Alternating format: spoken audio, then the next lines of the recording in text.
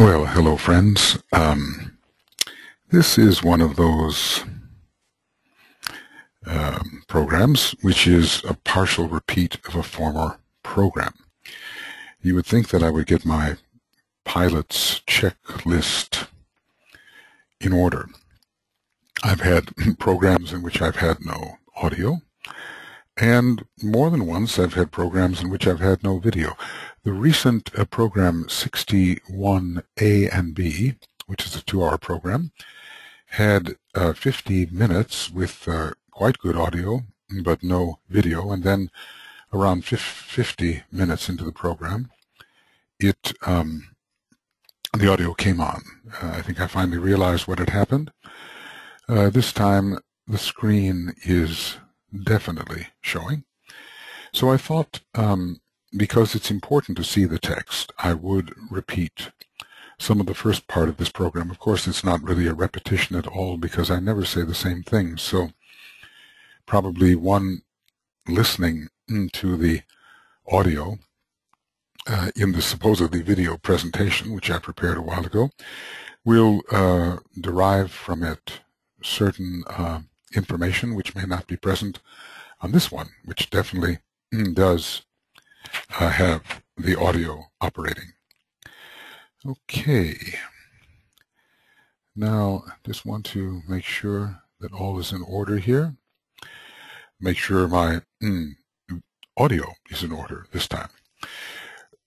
When we finished Esoteric Astrology 60, we were talking about the transitions between Aquarius to Leo to Aquarius.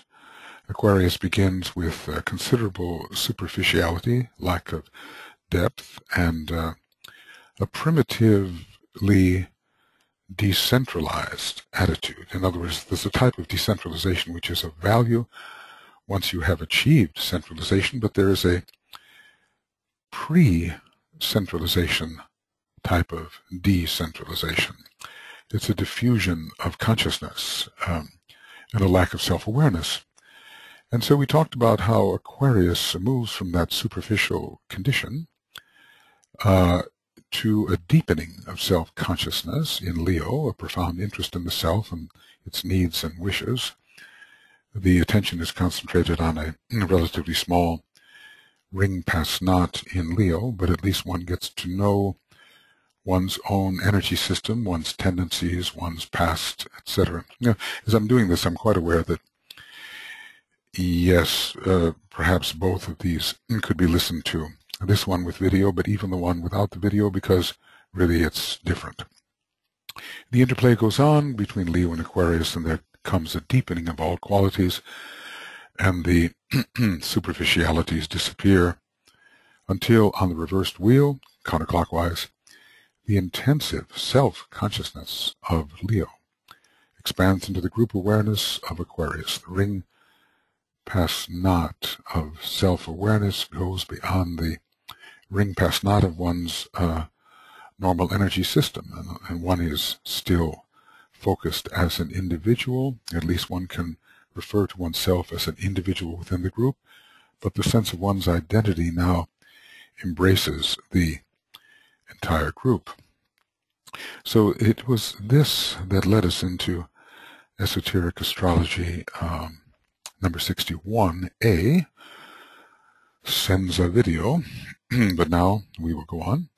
The individual becomes the universal, and I quoted the 5 mantrams which were so utterly important in describing the progress of man. Lead us from darkness to light, lead us from the unreal to the real, lead us from death to immortality, lead us from chaos to beauty. You can see how that correlates with the 4th ray.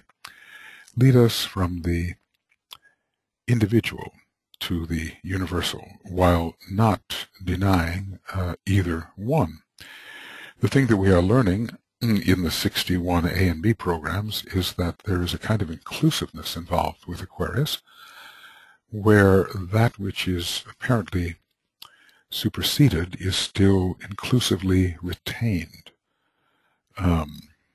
So although the universal supersedes the individual is retained. Although, let us say in Aquarius, the esoteric rulership of Jupiter supersedes the exoteric rulership of Uranus, the tendencies of that initial influence of Uranus in Aquarius is retained. There's also a later influence of Uranus in Aquarius, which is even more powerful and more occult.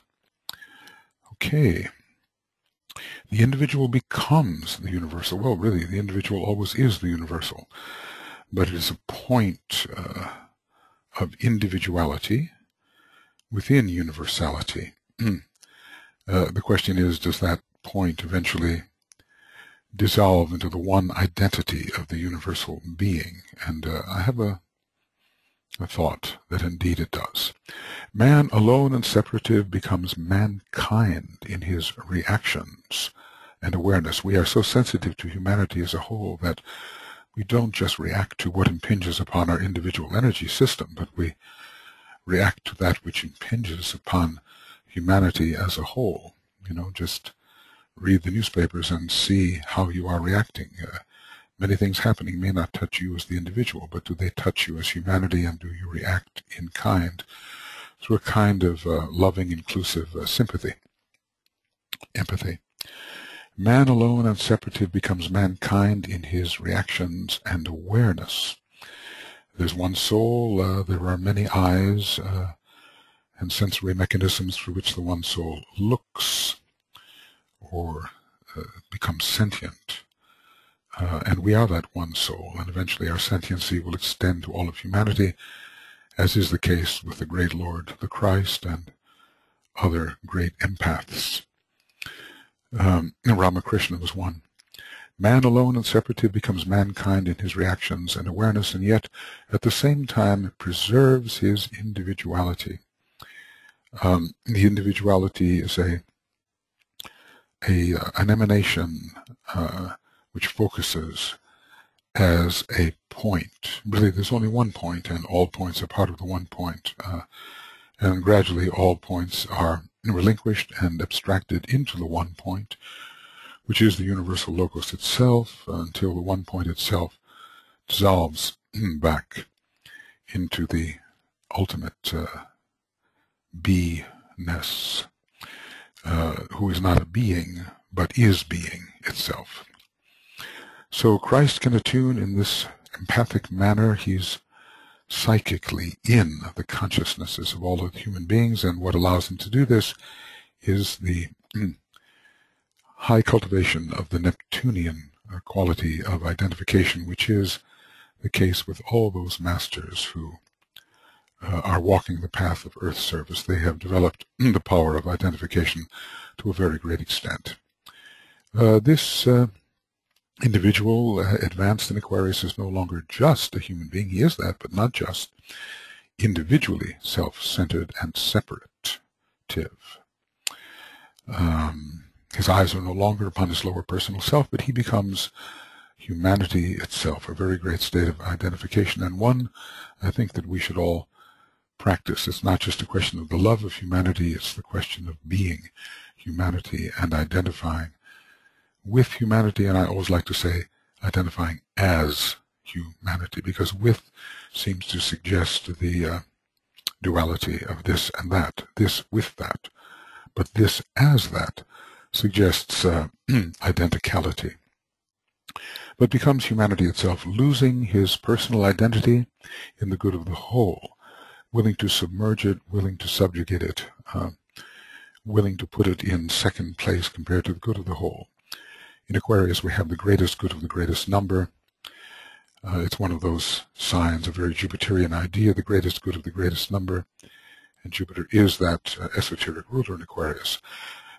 He loses his personal identity in the good of the whole, yet retains his spiritual identity, which is the identity, essentially, of the monad, that part of us which is pure being. No matter what happens in all of our energy system, it can be sacrificed to the good of the spirit as it attempts through its mechanisms to express divine purpose. So he's no longer considering himself just a personality. He does have a personality, of course, but he is ultimately the monad, which is one with the spirit. Aquarians are very good initially at self-service. They shower upon themselves all the values of the environment, and they, responding to the mantra, let desire and form be ruler, they gather to themselves and serve themselves with all the good, the relative good which they can touch. But from self-service, the advanced Aquarian, he proceeds to world service. It takes a long time. It's connected at least with the third degree, where the world disciple appears.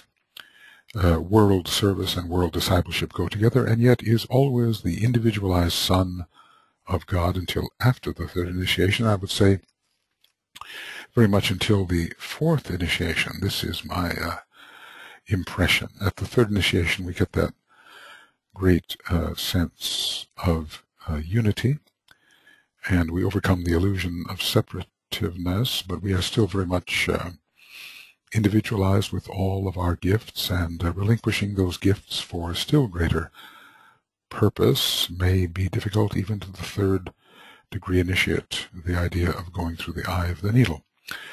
So from self-service, this developed Aquarian proceeds to world service, and yet is always the individualized Son of God until after the third degree. Well, even after the third degree, the monad, in a way, is individual. I'd like to say indivisible. That's a good way of describing the word individual. So there is individuality retained after the third degree, and I think in a way, all the way up the scale, even the great universal logos is an individual, but the emphasis is not there, and all of the gifts of individuality are offered to the still greater hierarch, which serves a still greater hierarch, and so forth. The emphasis is by no means upon ahamkara. Well, let's say that sense of I-ness, that ahamkara, is really broken at the fourth initiation, but at the third one already sees that it is quite illusory, and that universality is where the attention belongs. So Tibetan has emphasized that we move from the individual to the universal back and forth, and both are retained simultaneously. The fact that one is individualized, I say, is not the main factor in consciousness, but the fact that one is at one with all humanity and with all, this is the main factor. As one studies these 12 signs, it is interesting to trace the relation of consciousness to the preceding sign and to the succeeding sign. Now this, when you have two planets 30 degrees apart, one in one sign, one in the next sign, is called a semisextile. These two adjacent signs are contrasting and yet supplementary. Contrasting and yet supplementary. Let's just say that if we're looking at Capricorn to Aquarius, they comprise 60 degrees. It's a sextile, and the two together form a unit, just the way Aquarius and Pisces form a unit. All the adjacent signs form a unit. And from a certain perspective, we can even look at the angles of 150 degrees, which use the same symbol as the semisextile, but inverted, with a flat line above. And they too form important supplementary units. So there's always a relationship in terms of consciousness to the preceding sign and to the succeeding sign. In the case of Aquarius, this relationship is with Capricorn and Pisces. DK says it's true of all the signs, but it's peculiarly so in connection with Aquarius. The material, earthly quality of Capricorn becomes dissolved into the air. Aquarius, one of the foremost air signs, foremost at this time because it is the major sign ruling the smaller equinoctial age, the precessional age, and the larger age of 25,000 years. It's as if the cosmic physical body of the solar logos or planetary logos has to be dissolved into the cosmic ethers, and the cosmic ethers are in a strong way ruled by Aquarius and by its major planet Uranus. I say its major planet because even though it's the orthodox ruler or exoteric ruler, it is also the foremost veiled hierarchical ruler. So as we will see, it has a double influence. So this earthly influence of Capricorn becomes transmuted, elevated, etherealized, dissolved into the air, and the air is the Buddhic plane, and the air, in a way, is all of the cosmic ethers. So we may reach the pinnacle of achievement in relation to the lower three worlds in Capricorn, but in a certain respect, we take off from that mountain peak and rise into the air. The one who stands on the mountaintop has two choices. He really needs to descend into the valleys and to serve, and that is Aquarius, but as he descends to serve, he also appreciates the higher ethers, and it's as if an aspect of his nature has been transported and dissolved into the higher ethers. Okay. It's amazing having to repeat things, you know, but what I discover is that one learns even more going over these words in the secondary manner of pondering them, going over and over them until more and more of the intuition seeps in. This is a good method. So study groups are a good way to go. Get together with your conscientious, studential friends and pore deeply over these sentences which Master DK has given us as he attempts to put the ageless wisdom into the limited form of our words. The individual fish of the other sign, that's Pisces, starting out as this non-soul conscious fish sent forth by the soul itself, the fish goddesses. The individual fish of the other sign becomes eventually the soul, self-aware. The soul quality emerges, and this is happening in Aquarius. And so we're moving backwards, of course. We're going from Pisces to Aquarius. And on the reversed wheel, it demonstrates as the pervasiveness of wisdom, Pisces, and the universal love of the truly developed Aquarian. Sometimes one might think these are even reversed. One might think the Aquarian is wise and the Pisces is full of love. But DK puts it this way, and these are both Jupiterian qualities, Jupiter and Neptune, in a way, together. The pervasiveness of wisdom in Pisces is a combination of Neptune pervasiveness, Jupiterian expansiveness, and Jupiterian wisdom. The plane of wisdom is the Buddhic plane, and both Neptune and Jupiter, as rulers of Pisces, are correlated with the Buddhic plane. Pisces is one of the intuitive signs we know, and through Jupiter and Neptune, this becomes possible.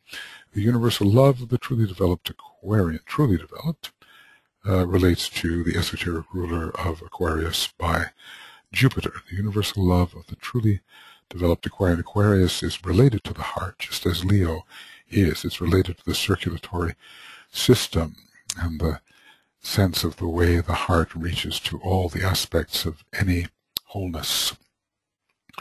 So most initiates, we are told, end their career as human beings in the sign Aquarius, demonstrating a form of love, universal love. It's a great concluding virtue with regard to the family of humanity. The fourth initiation, even the fifth initiation taken in Aquarius, relating a man as a world server to the hierarchy. But in Pisces, this quality of will and total self-effacement in the presence of purpose is added, and the wisdom of the ages comes to him. So let us remember this as we look at developing Pisceans who have that power of synthesis. Pervasiveness of wisdom characterizes them, and they see things synthetically. And Aquarius is reaching out and participating with all life, vitally invested in all of life, and expressing a quality of universal love. If we think about it, Leo is a very important sign to our solar logos, obviously, because the Sun rules Leo, and Aquarius, therefore, the opposite sign to Leo, has to be very important to our solar logos, who is the universal being as far as we are concerned, and his quality is love, wisdom. So it is the love nature of the solar logos working on his, well, he has his second initiation, but he's a secondary soul, secondary personality, and he has a heart of love, and that universal love is pouring through Aquarius just as it is Leo. It seems that our solar logos is somehow on the Leo-Aquarius axis at the present time. Of course, that axis will also shift, but there's something about Leo-Aquarius which is very important to our solar logos in the long term. On the wheel, as it rolls onward into illusion in the clockwise manner, it's called the wheel of the personality, the wheel of form. The superficiality and the airy nature of the undeveloped Aquarian deepens. Well, you know, they go everywhere, they talk to everyone, they are connected, but they do not get into the psychological and energetic depths of others. So Aquarius needs deepening. So this deepens gradually into the concrete, rocky material nature of Capricorn. We're going clockwise now, and we're saying that there is progress occurring on the wheel of involution, which is the clockwise wheel, the wheel of form. And so, you know, density and rockiness and heaviness and earthiness can be an obstacle themselves, but they can be an improvement over this superficial airiness of the undeveloped Aquarian. The average man in Aquarius puts all his wares into the window. He has a very exteriorized condition of consciousness, I say. It's a great tendency towards extroversion, towards pressing the inner content forward and outward. And well, what you see is what you get. I mean, you're pretty much understanding the whole individual, the whole undeveloped individual. He wants to show you, he wants to broadcast to you all that he is, and he does not leave anything in reserve. The Tibetan says, and often in the room behind the window there is little to be found. Imagine you went into a store and you thought from looking at the window that there would be similar things in the rest of the store, and you find out that the entire display is all there is in the store. So one is then going to be a little disappointed with the lack of reserves, the lack of depth there. The broadcasting mentality, I call it, the extreme extroversion. Esoterically, the developed Aquarian puts all he has into the water pot, storing it there for service and giving it freely on demand to meet a need. Well, I want to go back here for a second to the idea of extroversion and introversion. They rule two great phases of consciousness, with the extroverted phase being the less developed phase and lasting the greater proportion of human evolution. It means that the consciousness is directed outward towards the so-called not self, and is preoccupied with physical, emotional, and mental personal factors, and not with the true subjectivity of the soul.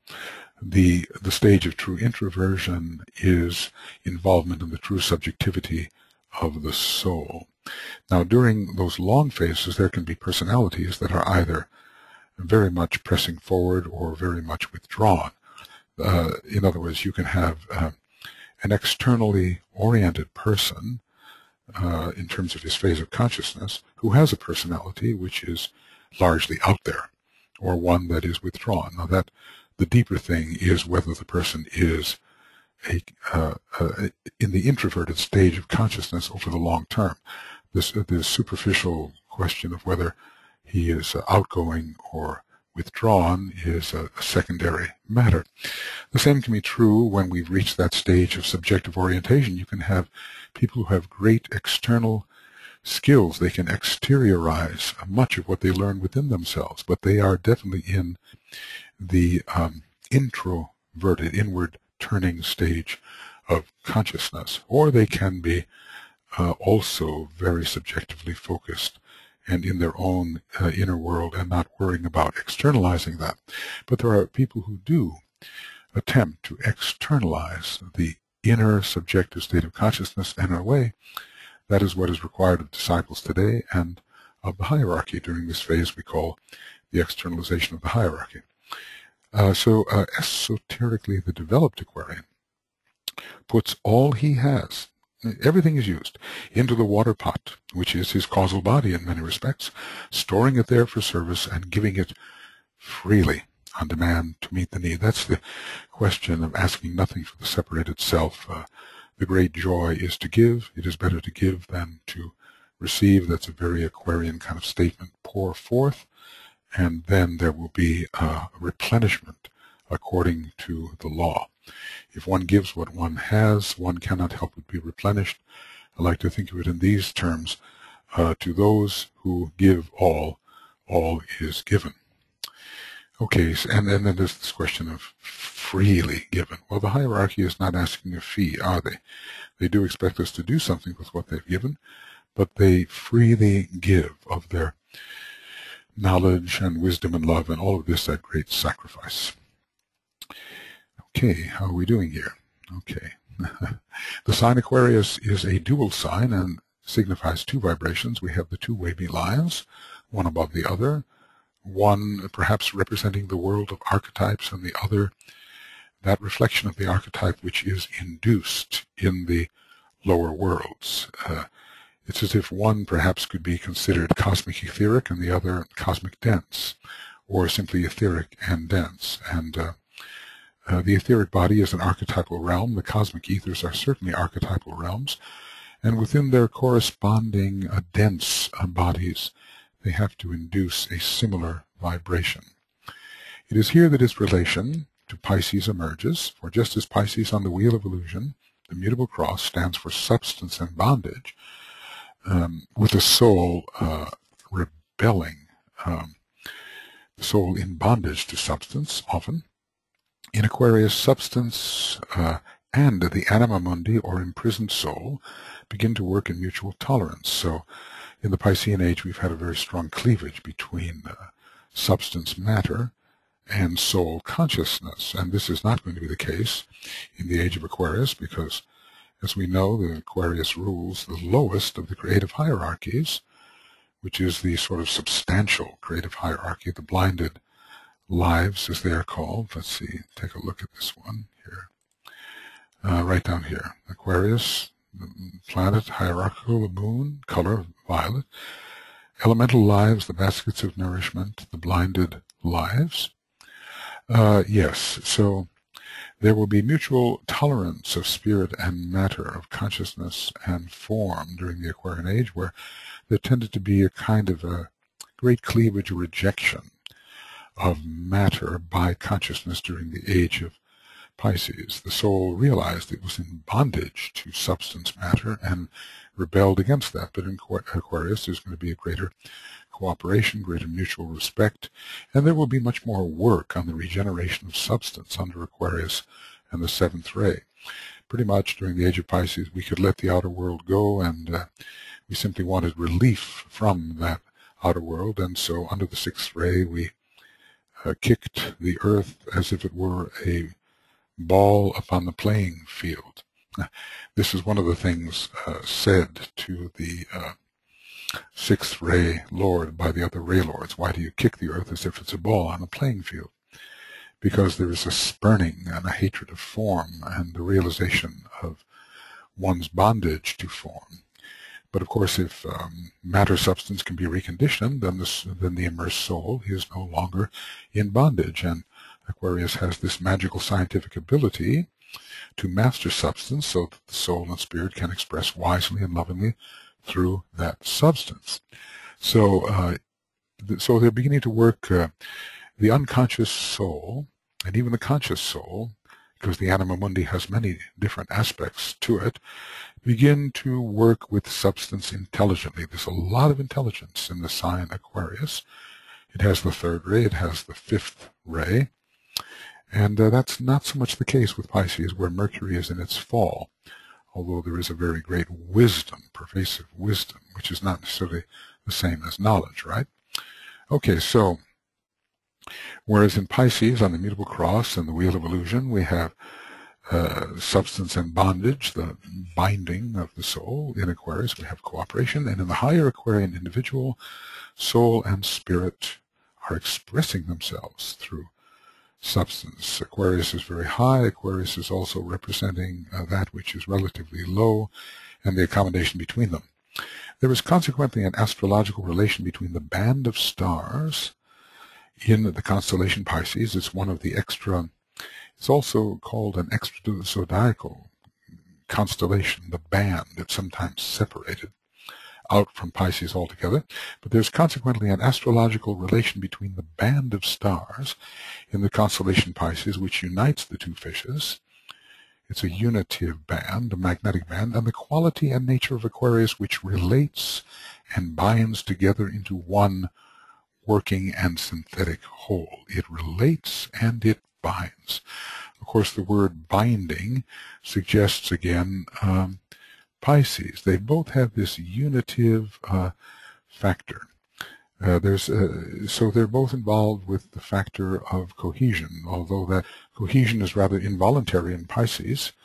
First, the soul is involuntarily bound to the form and substantial nature, and later that form and substantial nature, whatever it may will, it gives itself up to the soul. And then it has no will of its own anymore. The soul will has taken over, and the lower elemental lives are in bondage through a decision of the reoriented personality in relation to the higher self, in relation to the higher part of man.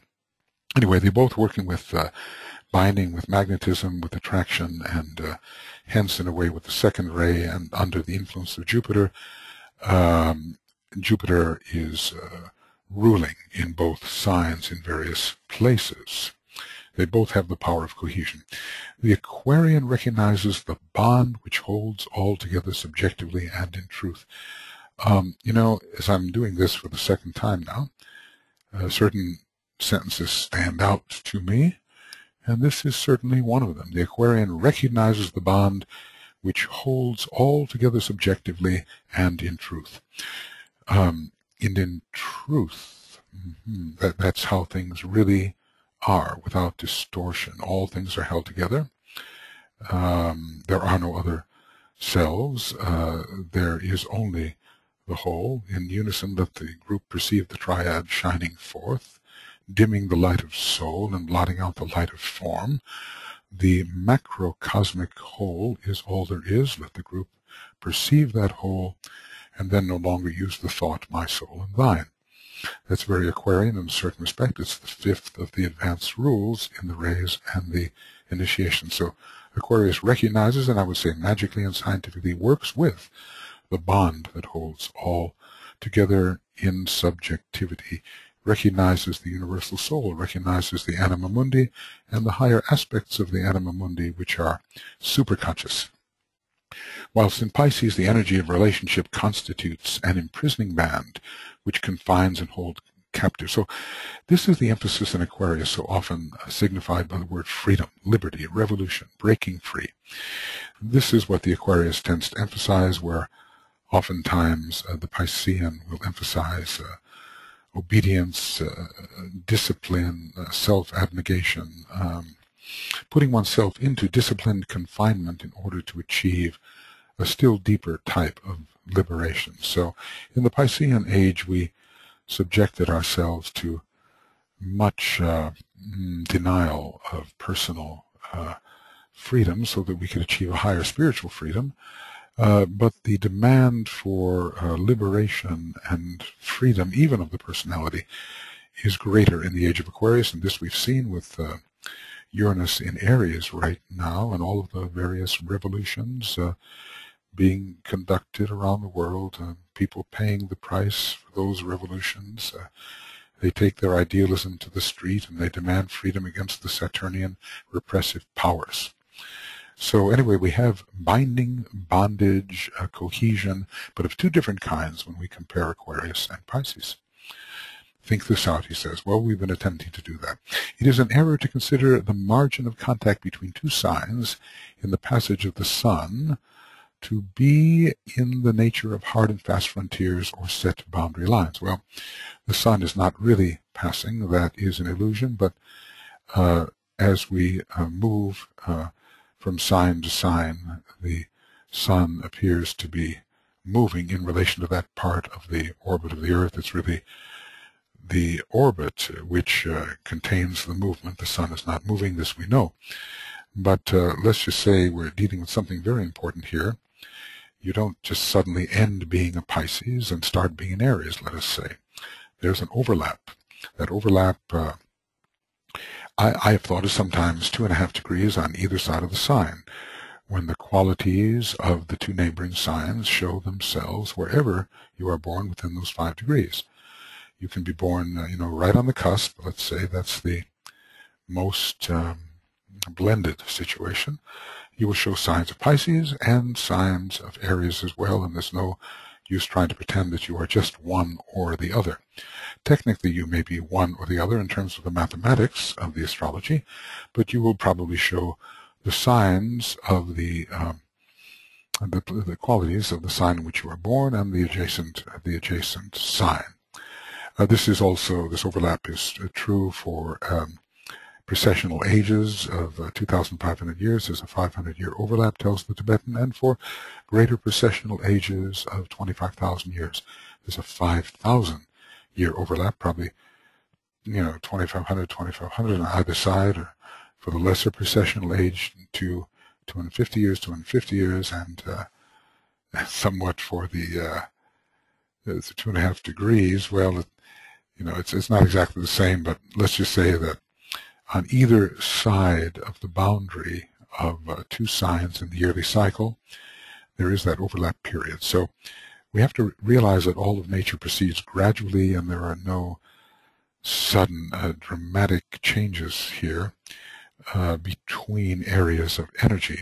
No rigid lines of demarcation, he says, separating two entirely different areas. They're not entirely different, especially in the overlapping area.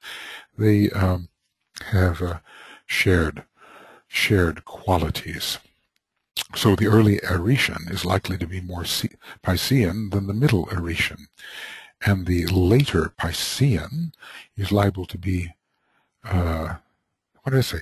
I said the early Aretian is liable to be more Piscean than the later Aretian, and the later Piscean is liable to be more Aretian than the middle Piscean.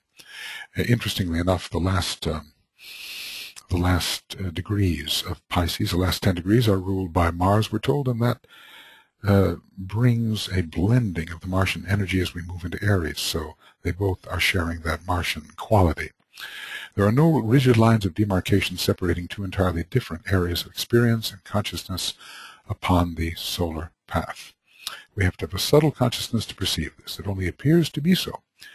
And that's part of the great illusion. The illusion is caused by the concrete mind with all of its tendencies to divide into hard and fast segments, and we do overcome illusion produced by the concrete mind through the power of the intuition, which tends to eradicate these artificially or mind-created boundaries.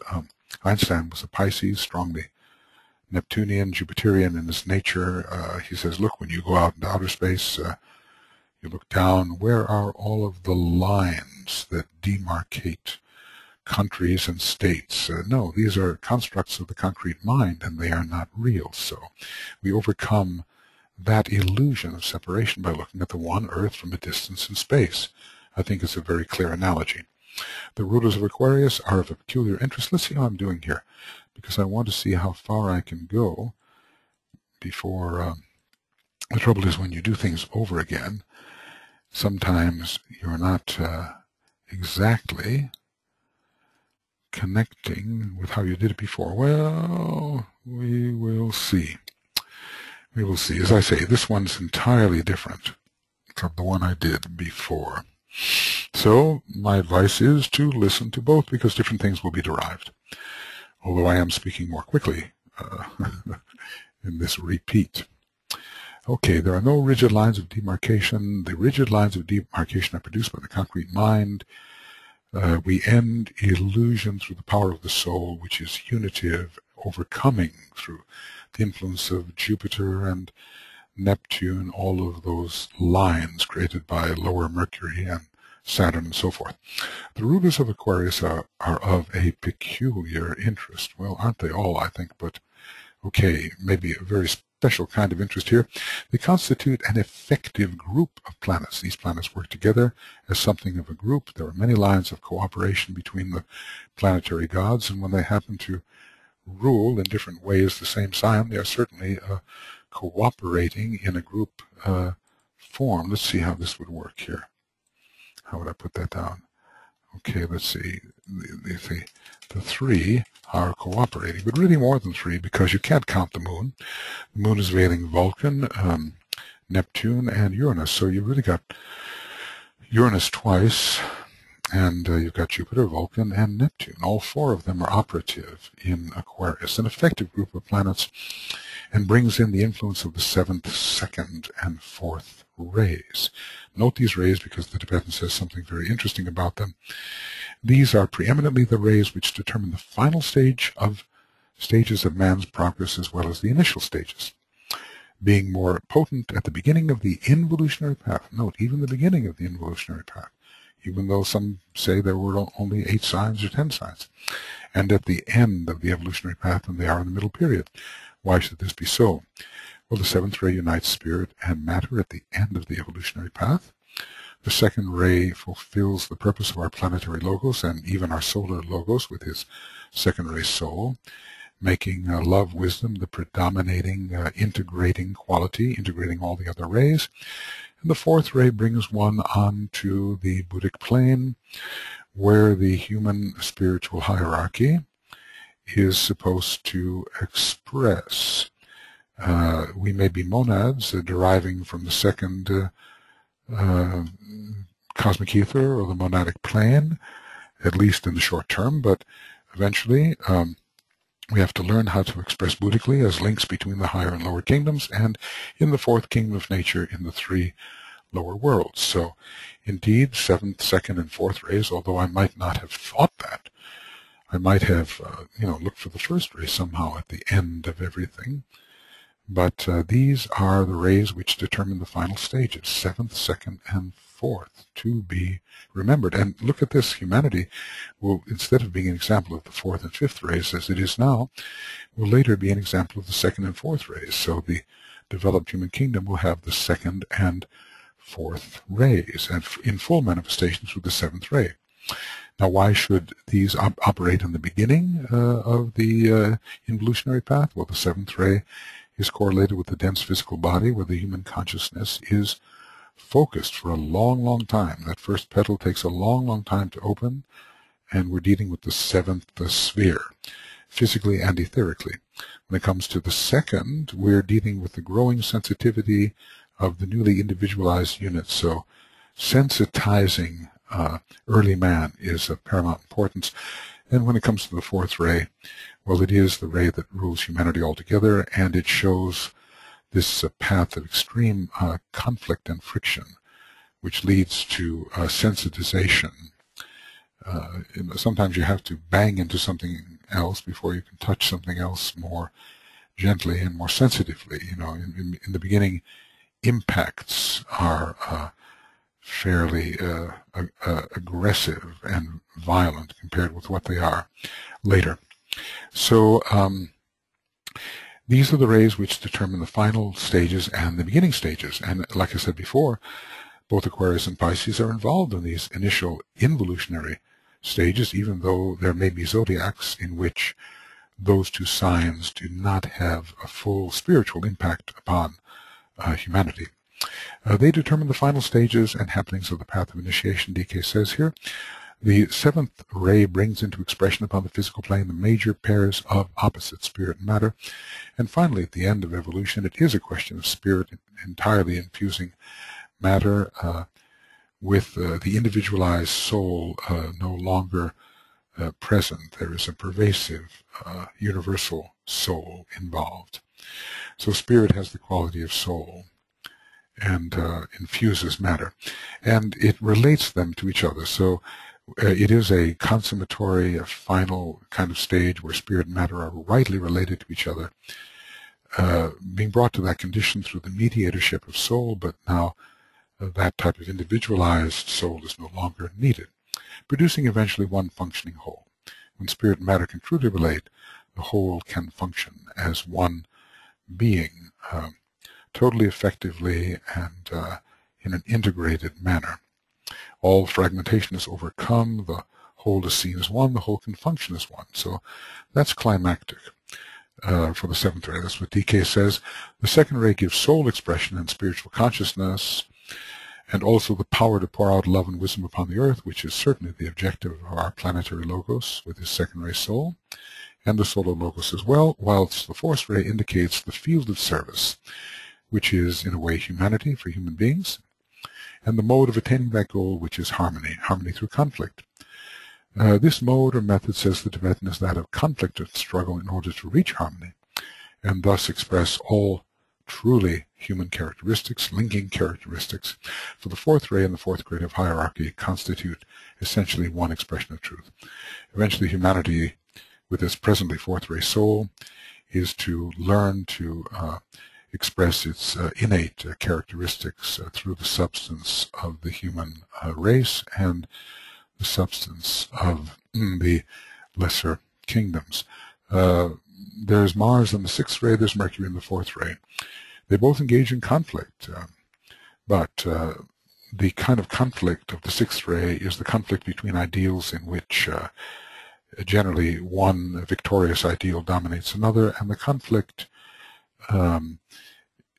conducted under Mercury and the fourth ray is to reach harmony and mutual respect between the two aspects of one whole. So the victory is in the harmony and not in the overcoming of one ideal by another, even though conflict demonstrates in both, and we really do need to see how the conflicts between the fourth ray and the sixth ray are different, because if we judge by superficial appearance, they both may look very conflicted, but eventually there is reconciliation with the fourth ray, but with the sixth ray, initially there is not reconciliation. One is reminded of Alexander the Great, who had a lot of fourth ray, probably a fourth ray personality, and whoever he conquered, he assimilated and even imitated and made reconciliation with. So he was not interested in a strictly dominant position. He was interested in harmonizing the one who had been conquered to the conqueror. And oftentimes the conqueror absorbed so much of that which had been conquered as to change its nature. So it was really fourth ray solution. Some astrologers assign Saturn as one of the rulers of Aquarius. It's the old assignment, apparently, and if you take a good look at people born in Aquarius, even their physiognomy, you will see sometimes the narrowing of the face under the influence of Saturn. DK says Alan Leo is one of those who assign Saturn as a ruler, but he has a different point of view about why this should be so. DK says, I would point out that in this case he is dealing entirely with the progress of the ordinary man upon the wheel of life. So Saturn is operative as a ruler in Aquarius in relation to the ordinary man. I mean, perhaps there was Aquarius in the early days, 500 years ago, 1,000 years ago, but there wasn't much Uranus, was there? Because people were responding to Aquarius in a more ordinary manner, still a circumscribed manner. Later, the Uranian Aquarian began to emerge, but at first the Saturnian. Although the Saturnian influence goes to the first decade of Aquarius, and there it has to do with disciples in relation to the first decade and all the kinds of difficulties they encounter when first entering the sign of Aquarius, which calls for a wider participation in the group and the giving up of the prerogatives of the individual, which is usually a struggle. So anyway, Alan Leo believed that Saturn was involved there. And the Saturn, which he senses, says the Tibetan, is ruling Aquarius, is the Saturnian influence of Capricorn, in which Saturn governs in two fields. So basically what he's saying, there's an interrelationship between juxtaposed signs, and their qualities interpenetrate each other. They flow into each other. They influence each other. Here he's talking about an influence forward on the counterclockwise wheel from Capricorn to Aquarius, but there's also the possibility of influence on the clockwise wheel, going apparently backwards in the not in the true order of the signs. We're saying this Saturnian influence is really kind of a hangover or leftover from Capricorn, which has bled into or pervaded, somehow entered the Aquarian field. There's a kind of a momentum, a forward momentum carrying on into the next sign. We could look at every sign of the zodiac and we could wonder the extent to which the ruler of the previous sign somehow carries over into the succeeding sign. That would be an interesting kind of study, but here Saturn is definitely assigned by many. Well, they didn't know there was anything beyond Saturn. The initiates knew perhaps, but they didn't. The astrologers didn't know, and they needed to assign the different planets to the various signs, and Saturn seemed natural to the Aquarian, although there are many aloof, cold, distant, abstracted qualities in Aquarius which suggest Saturn. On the reversed wheel, counterclockwise wheel, the Saturnian influence exhausts itself in Capricorn. That's interesting. There's a double rulership there in Capricorn, and everything that it could do, it does do. And the man is freed from karma because he's paid his karma. He's climbed the mountain of karma. He's put karma underfoot, at least in a human sense, because really karma goes on. It simply means action. It's the bed you make and have to lie in. It is the what you have created, and because you have created it, you're within your creation, and that is exposure to karma. On the reverse wheel, the Saturnian influence exhausts itself in Capricorn, and the man is then free from that phase of karma. The word freedom is there again. He becomes the free agent under Uranus, and says the Tibetan, and needs no presentation of opportunity, for he stands a free initiate. Opportunity, as the Tibetan conceives it, is usually some sort of obstacle which in the overcoming strengthens the resourcefulness and the power of the one who overcomes. So he does not need to face his past and the conditions which he has created in the past. Karma is somewhat a selectivity from the past, which is presented not all at once, but at moments when the present consciousness can best marshal its resources to overcome and master those previous tendencies. So opportunity is not just the open door of Jupiter, as we sometimes like to think of it. Oh, everything's going my way, what opportunity I have, but obstacles are possibilities, says Master Morya, and we are presented with difficulties which will increase our resourcefulness and double our abilities, or maybe multiply them many times, because we'll have to use our will and our conscious thinking power to overcome these obstacles, which are really hidden opportunities. So, but the man who is operating under Uranus in Aquarius is the free initiate. He stands free. He's a true master mason, at least of the third degree, and even of the fourth and fifth degree. The true master mason is the master, and can then proceed with world service, undeterred and held back by no thought of self or selfish desire. The Uranian Aquarian is the world server. He is not inhibited by a lot of unfinished business, which Saturn, for which Saturn demands a rectification. Saturn holds you to the task until you finish. That's the amazing thing about Saturn. It is a finisher. So is Capricorn, and there is no need for the developed Aquarian to deal with that anymore, although he does carry the burden of the world, the burden of humanity. And when you think of carrying burdens, you really do think of Saturn, because it is a planet related to that metal, which is heavy as lead. It's a conventionally heavy metal. I mean, we didn't know of other and heavier metals at the time.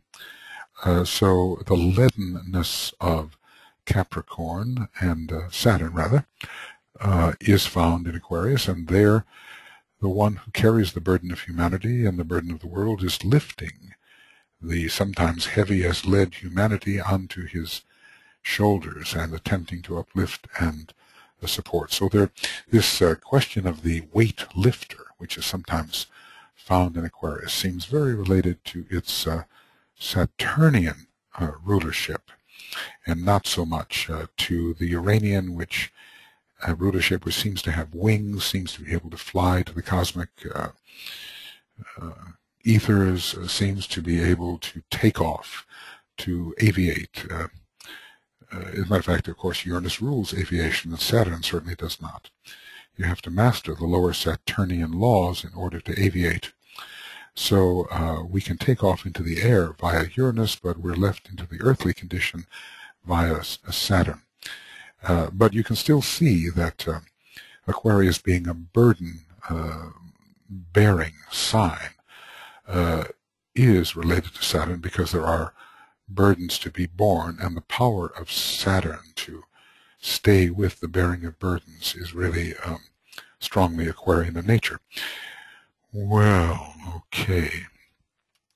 Looks like I have spoken rapidly here, and probably somehow included in this lesser amount of time, but not too much lesser, everything that I spoke of in the earlier 61A session, which was not video, but I will say that 61A2 is videoed and has come to the same place, approximately page, I think it says page 130, yes, 138. So although I rather dreaded doing this again, I learned quite a bit myself while doing it, and was able to put together certain ideas perhaps in a more coherent form than at the first. So we are now at the point where we can read the great invocation together, as we always do. And I will send this on to Brett and those who are helping. And you will receive two versions of this introduction to Aquarius, one with video, one without, but you will find that they are rather different. So perhaps it pays to listen to both, although there will be some repetition. Okay, here we go. Great invocation.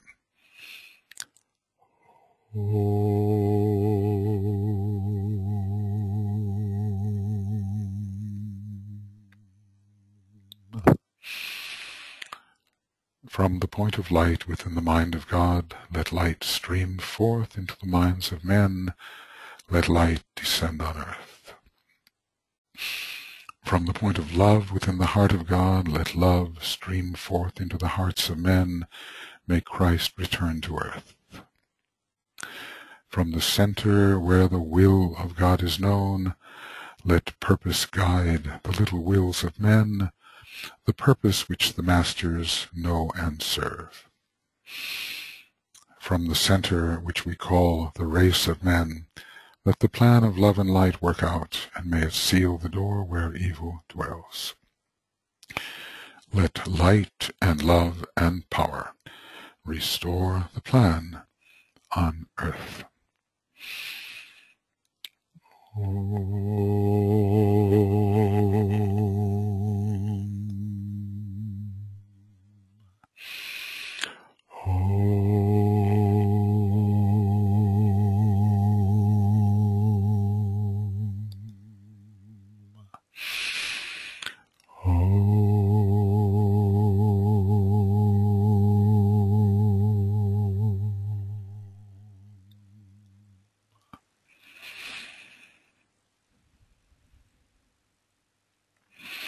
Okay, friends, so I hope I can get all my ducks in a row.